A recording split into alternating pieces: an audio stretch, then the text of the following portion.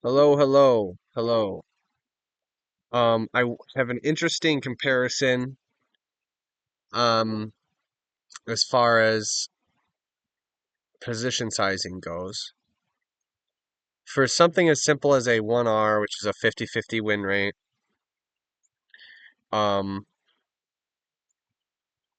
if you happen to double your position size when you win, and then half your position size when you lose, so a string of losers, you actually become very, become little sizing, so it actually doesn't matter. But big strings of winners, you capitalize on fantastic gains compared to simply having the same position size every single trade. And that's what we see here left and right. The left side, I'm going to make this big. So, first and foremost, this is just a random sample of trades. I literally did a random in Excel. I did a random. So, it's technically 57% profitable for a 50-50 win rate. I mean, that's what happened. 128 trades. I just randomly did that. And I want to show you the risk starts at $400. If we win the trade of 400, we go to 800. If we win that one, we get to 1600. And because of the contract sizing and the funded account that I'm working with, that's the most you can do is $1,600 risk per trade, which is absurd. This won't work, but I have another theory underlying this, but whatever. For the sake of simplicity, I'm going to have it like this, where it can't keep on quintupling, exponentialing all the way up from 1600, 32, 6400 on a trade. That's unreasonable. You're not going to do that. So, and you can't do that. The contract sizing is just not possible. So there's there's actually one, two, three, four, five. There's five levels. There's five ladder rungs to the position sizing. You start at 400. If you lose, you go down to 200. If you lose, you go down to 100. And you keep losing, you're only losing $100 at a time. Yet, if you keep winning, you go up to 200, to 400, to 800. Okay, you lose one. All right, you're trading 400s. You win that, 400, 800. You win again, 1600. You win again, 1600. Each win at the top, you're winning 1600 at a time, and then you lose. Okay, you lose 1600, and then the next loss is not 1600. The next loss is 800, 800, unless you win in between that. But anyways, so that's the idea, that's the premise, and the math works like this. I want to show you the chart because the chart is what matters here.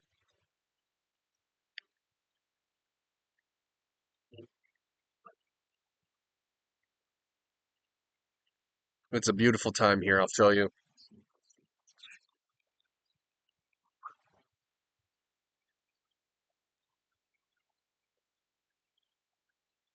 Super blessed, bro. I don't deserve. I don't deserve any of this. You know what I'm saying? But that's why we continue to work. And we got to work smarter, not harder in this shit. Anyways, I want to show you this graph. Don't pay attention to the right one, pay attention to the left one here. You can see that when it comes down, hold on, where's my picture? I'm on the left-hand side, so I need this picture kind of on the right. Uh, whatever. Here we go. So if you see it, when you get in a losing streak, you start at 2 grand, right? For some reason, the sample started off with some wins. You get up to 10 grand, whatever. 50-50 bet, technically 57%. Okay, this is not amazing edge. Random ones and zero, oh, win or lose. And if you have a 50-50 bet, a 1R, that's what it's generally going to be. Nearing 50%. I have 8,000 trades of documented, and I have a 49% win rate for 1Rs. So that's amazing how accurate It is. Meaning, yeah, I didn't have edge because I've been over trading for most of my life, but just saying it's close to 50-50, and that's the fact of the matter. When you're dealing with 1Rs, it's the gravitational pull is towards 50-50. Anyways, when you get in a losing streak, you can see that this chart becomes less volatile, doesn't it? You see how it just dribbles along lower? Do you see that? Dribbles along. The water faucet is just little drops, tiny little drops when you're losing. Look at that. It essentially stops. It freezes the decay. Okay. I don't know. Like I remember in science there was half life. You half of it, you half of it, you half of it, and kind of inverse of an exponential, and that's what this is. I don't know mathematically how you do that, like exponent of a point 0.5. I don't freaking know if it's that makes it negative or something. But whatever. That's for another day to find, but I can just say that the water faucet is little. You're losing less and you're losing $100 a trade if you're losing. You see that? But then you start winning, it goes up. You start winning more, it goes up. You start winning more, it goes up. And the reason why is because of this. You're losing $100 because you kept on losing. You win $100. You immediately risk 200 on the next trade. 200, 400. Oh, you lost 400. Okay, that's fine. The next trade is 200 because you just lost 400. Now you're risking 200 because remember, you downsize every loss and you increase size every win. So you decrease size on 400. So you win 200 in the next trade. You win 400. You win 800. You win 1600. If you think about it, $1,600 is a lot different than $100. You know what I mean? It's so far different. It's not even comparable. $100 versus 1600. And that's the fact of the matter is that when you have a string of winners, you accelerate price more than you can possibly accelerate price in any other way. This is the way to do it. Now, if it's a perfectly segmented win one, lose one, win one, lose one, win one, lose one, you won't get ahead because you never will have those strings. Now remember, if the market is stringy, if our result not the market, if the trading results is stringy like that, streaky, this is the way to trade that. Because when you're winning, you win huge. When you're losing, you lose smaller and smaller bits. You lose, okay, you lose 3 times in a row, you're already risking $100. It's like immediate. It's like, oh, we shut the faucet off, basically. Okay? It's going to take a long time to lose that way. A very long time. You see at the top here, aren't you tired of you get up so much money and then, oh, you come down so much money. You're like, I was just at that amount. Like, it's so frustrating. And that's my point. We don't do it necessarily in percentages of the account, but rather a standardized way of this 5 price ladder. I think there's other ways to do it, but basically, it doesn't forever exponentialize because the dangers of that is just ridiculous. Way too much risk, positive or negative, and I'm not interested in that.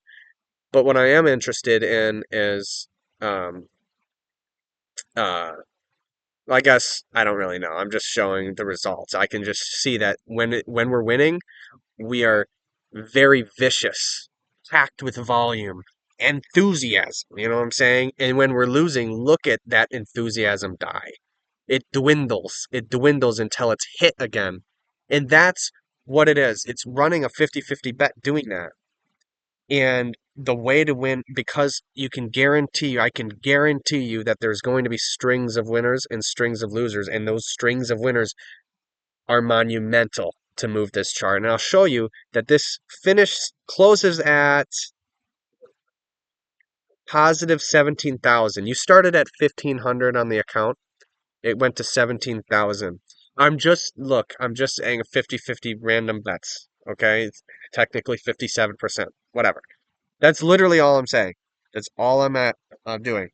I'm not predicting the market at all. I'm just saying if you win 57% of the time, this is what can happen based on our position sizing. And at most, we're risking that 16 contracts. Not a big deal. Not crazy amount. Is it? I don't think crazy amount. I'd have to look again. In this plastic bag. Oh yeah.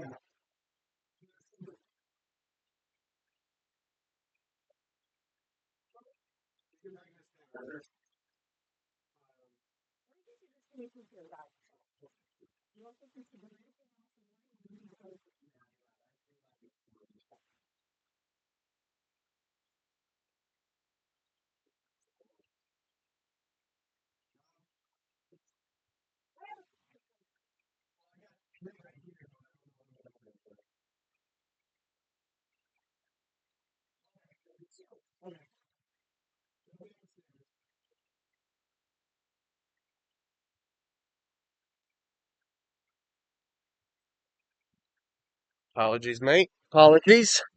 Apologies. Um, I'm just trying to reconsider, like, wait, how many contracts am I actually placing? And I am placing 16, which means if I do mean revert, it'd be 64 micros, so six minis. So that's not going to be possible. So I'll have to use 8C, which will be 32 minis, 32 micros. So about three minis. That is possible to do that. So that's what I would do. I use 20 point zones in these ones. So that's fine. So that's the most extreme we can get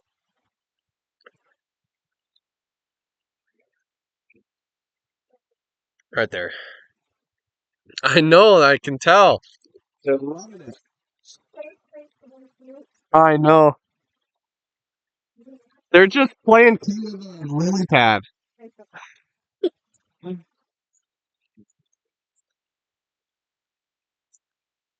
That's great. That's awesome, bro. Up north, Wisconsin, man. Wisconsin.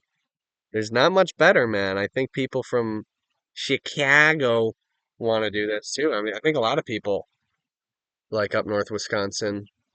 Our neighbor here is he flies internationally.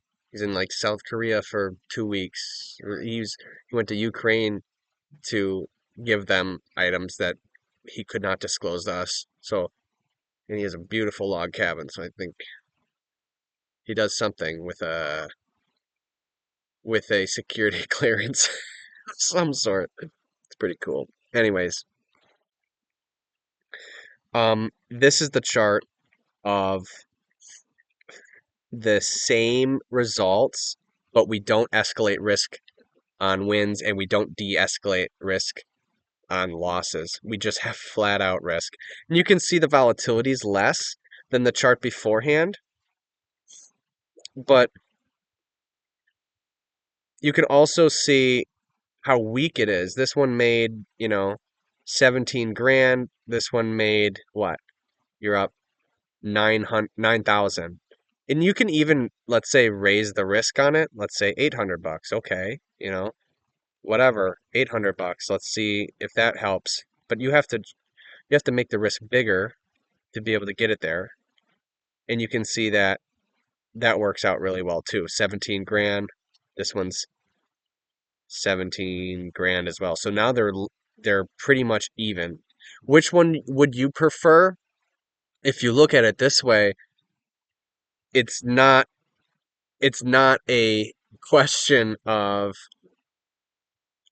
subjective, like, oh, which one would you prefer? Well, I like this one. No, there is a correct answer and an incorrect answer. Would you like to know? Based on the data, based on that, you can see that the volatility is more on the left one and less on the right one. You would choose the market with the less volatility, period. What? Do you want me to? Do you want me to?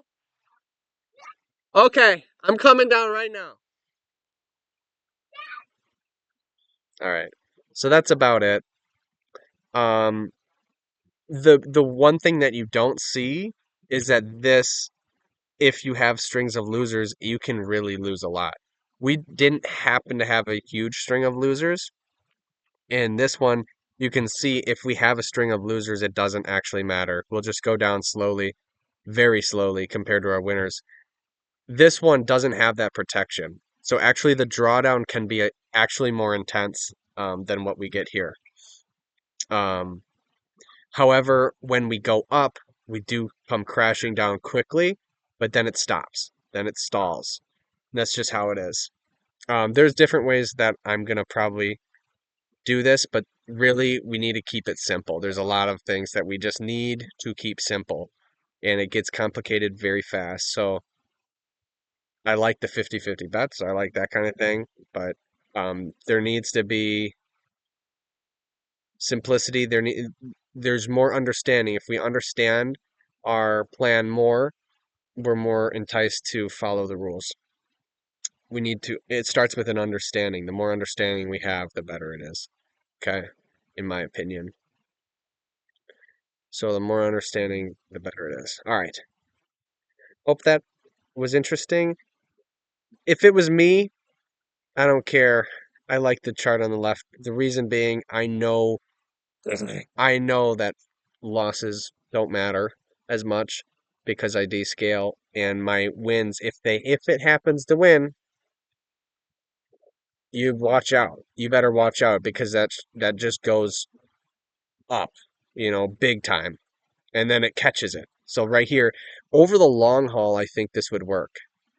If we start dropping from 50-50 win rate to like 43 win rate, I think this would work better um, than this one because we'd see a drawdown all the way down. Whereas this one, we'd see a drawdown dwindle like it is now. Look at the trajectory, it's pretty low. It can keep on going lower from 21 grand to 17 or so. This one went from 22 grand to 17. However, it's not going at the same pace as this one. This one can keep on going if you lose because each trade is worth the same amount. Whereas this one, you keep losing. Each trade is tiny, tiny, tiny bits. $100. I really like that. Descaling risk because that's the opposite of what we did when we lose. When we lose, you know what we do. We increase size on our losses to get back. This is the opposite of that. And I'm all about that. Um, Hardest part is following the rules. That's where this is very, very step one. This plan or this agenda here, very, very step one. So we got a long time to do it. All right, I gotta go. All right, peace.